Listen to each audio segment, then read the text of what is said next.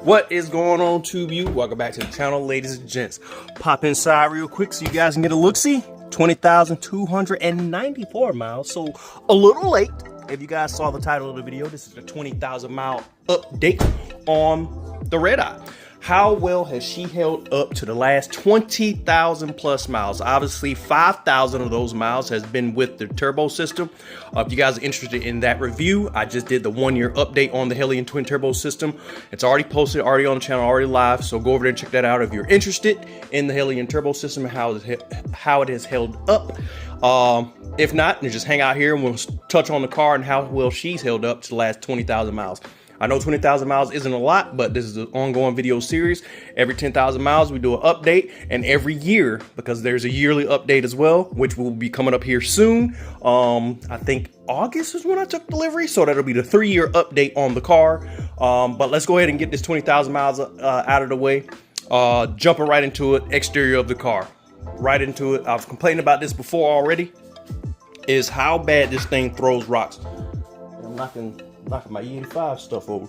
How bad this thing throws rocks on itself, man. The wide bodies, they just throw rocks. They throw rocks. There's no getting away around it. You can PPF this rear quarter, which I would highly recommend. Obviously you can see I haven't done that yet. It does come with some small little PPF patches from the factory. These were already on the car when you get them. Here and here. Challenge, I believe, get them as well. Definitely the Chargers obviously get them, but I think the Challengers get them as well. As you can see, it's only in this little portion right here. The rest of this is still completely exposed, and those rocks come down here, man, from those front tires.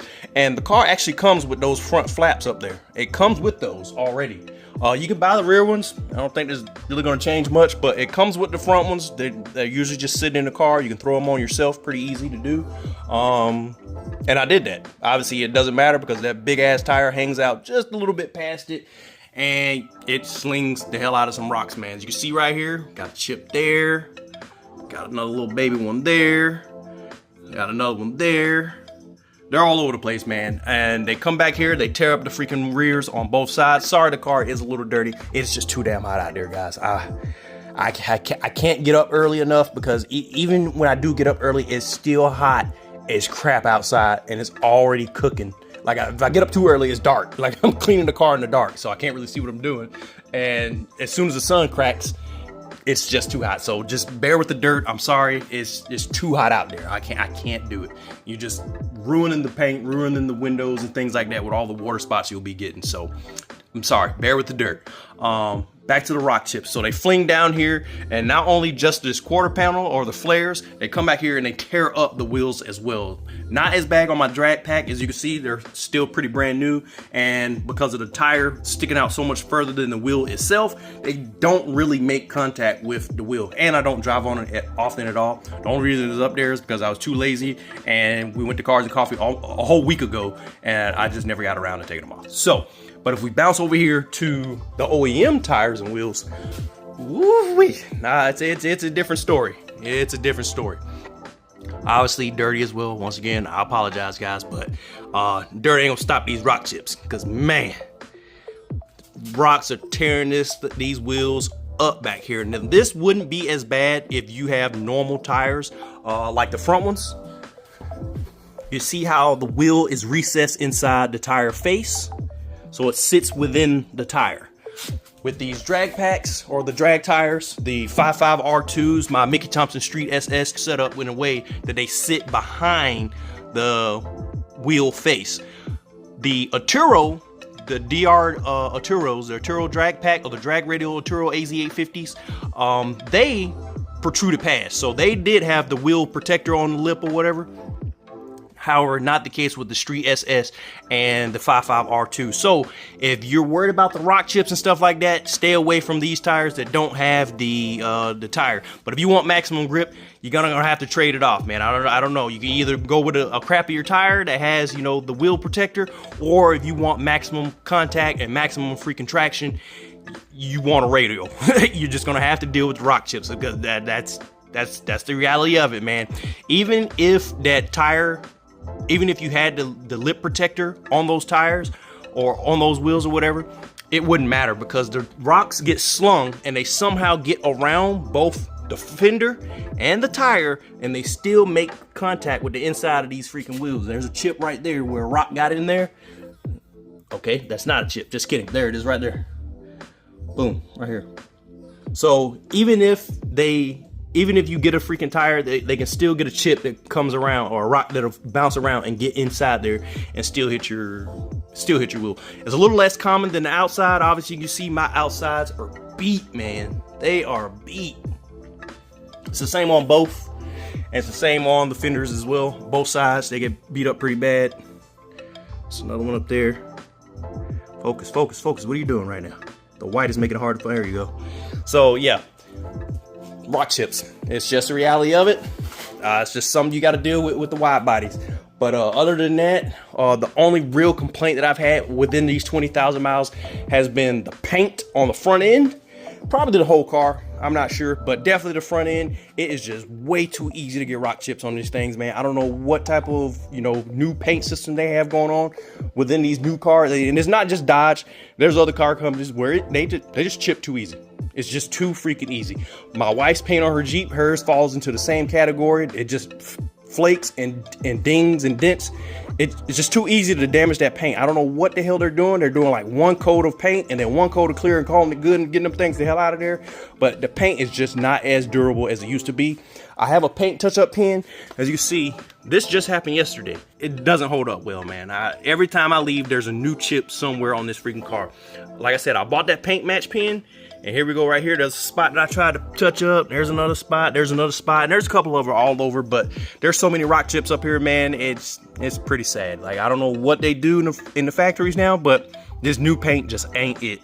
But aside from that, as far as the exterior goes, that's really my only complaint. Everything is, where it's supposed to be. Nothing's fading, nothing's cracking. All of my seals along the windows and all that jazz, everything is still good. All of my door handles still work. Nothing's, out of place. You see, I should probably go get my keys, huh? Yeah, I should probably run and get those real quick. All right, so now that I got my keys, see the buttons all still work. There you go. That's the automatic opening. Trunk, all that jazz still works. Don't mind my trunk. That's my race jacket. My little GoPro bag. That's the extra belt. We'll get into that in a little bit. Lights, because lights and stuff, they fade. A lot of people, they get water and stuff in their lights. You can see I don't have that problem here. Like I said, don't mind the dirt, guys. It's just too damn hot. I'm sorry, I can't do it. But no fading on my lights. Everything still looks how it's supposed to look. Turn them back on real quick. There we go. No water, no cracking, nothing crazy, nothing funky. The side markers are aftermarket, so I can't really touch on those. Headlights, still just as bright as ever, nothing burnt out. There you go. So outside and exterior wise, aside from the paint and rock chips, that's really all I got to complain about. The wheels, they've held up about as well as they can hold up. The rocks, they're just going to beat up on them. And the more you drive the car, the more they're going to get beat up. There's only so much you can do with the wheels, man. The brakes are still holding on just freaking fine. I still got a lot of life left on them. See if I can get you guys in there so you can check it out yourself. Maybe. Oh, focus, get there. There we go. You see that brake pad? Maybe that's a better angle. Yeah, you see we still got a lot of life left on that brake pad. The calipers aren't flaking or doing anything. They do need to be cleaned up as well, just like the rest of the car. And the same thing goes for the rears. We've done a lot of track days, a lot of freaking no prep, Mexico trips, 6130 pulls, all that jazz, and still on the OEM brakes, calipers, and rotors and things like that. Everything's still OEM. Nothing's fading, nothing's cracking. All that jazz is still OEM from the factory, the stock stuff that came on the car. 20,000 miles later, we're still good to go. Like I said, all the high speed stuff we've done, still rocking and rolling with the OEM stuff. I believe.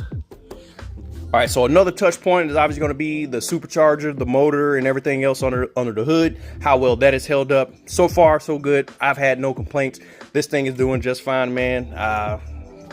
Everything's the OEM stuff. OEM Supercharger belt. You can see I did make contact with my catch can right here, so I just had to turn it a little way so it wouldn't jump up and touch that anymore. But that's what that bright green strip is. But this is still the OEM belt. No slip, no slippage, no breakage, no tears. All that jazz is still good to go on the OEM Supercharger belt. OEM Supercharger pulley, nothing changed there. All that stuff is still good to go. Obviously, you can see my air box has been replaced, so I can't touch on the OEM air box. That's no longer in place because we have the supercharger or the turbocharger intake, fuel rails, fuel lines, injectors, and all that jazz. Obviously, that's been replaced. Can't touch on that for you guys. Sorry.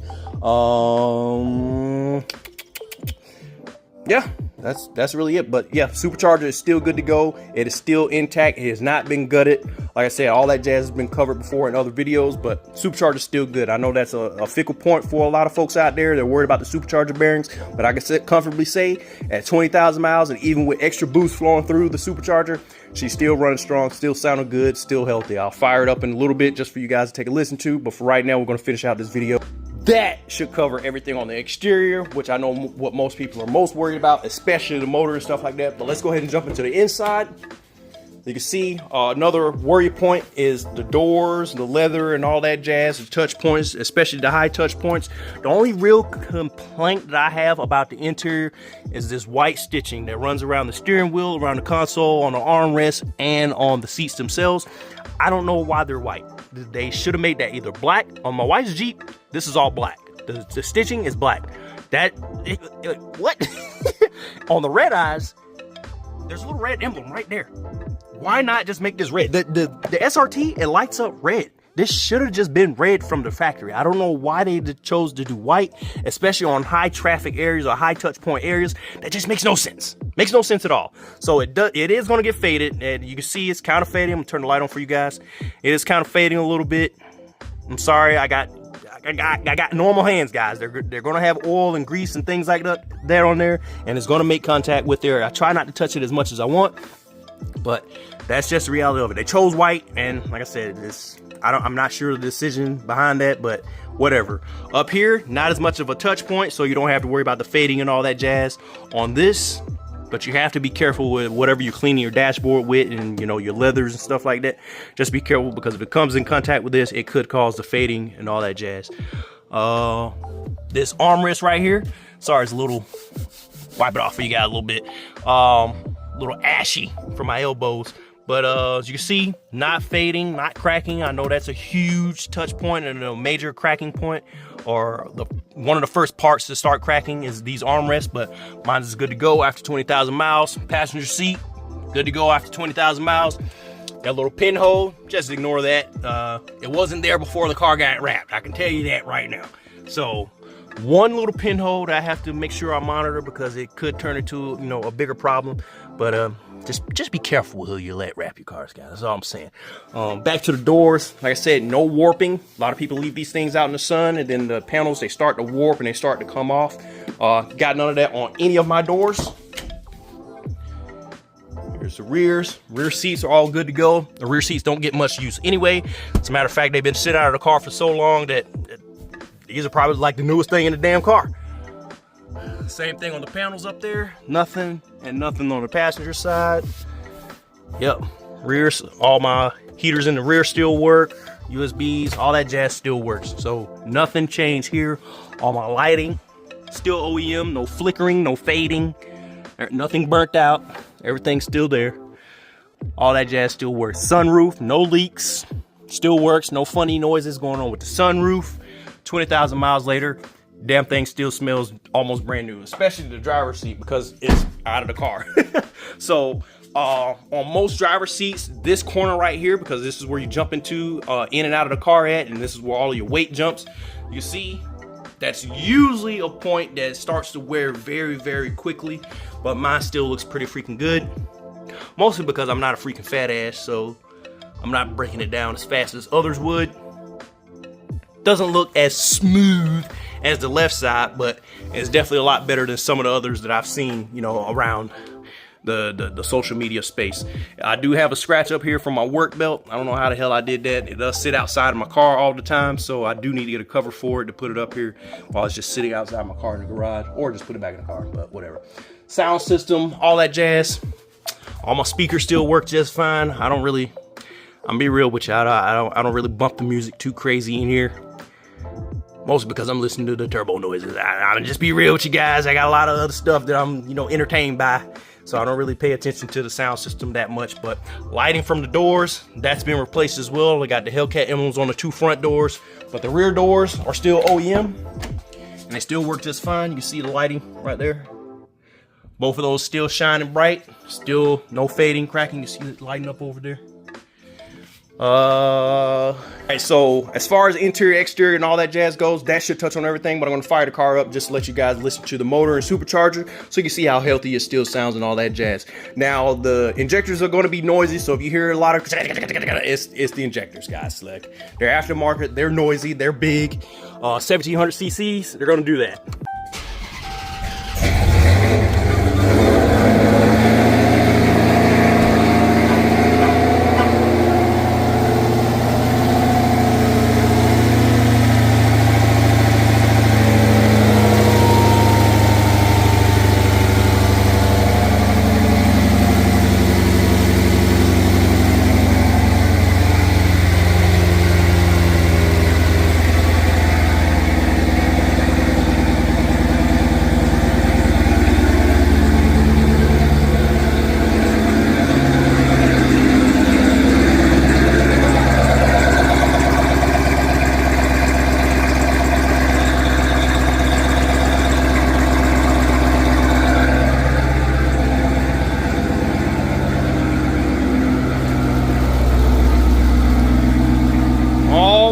So that should cover everything. Like I said, healthy, 20,000 miles. Looking forward to 30, 40, and 50,000 miles. I hope you guys are with the channel until the end. But that's all I got for this video, guys, man. If it's your first time stopping by, like, subscribe, hit that bell icon so you guys get notifications when these videos go up.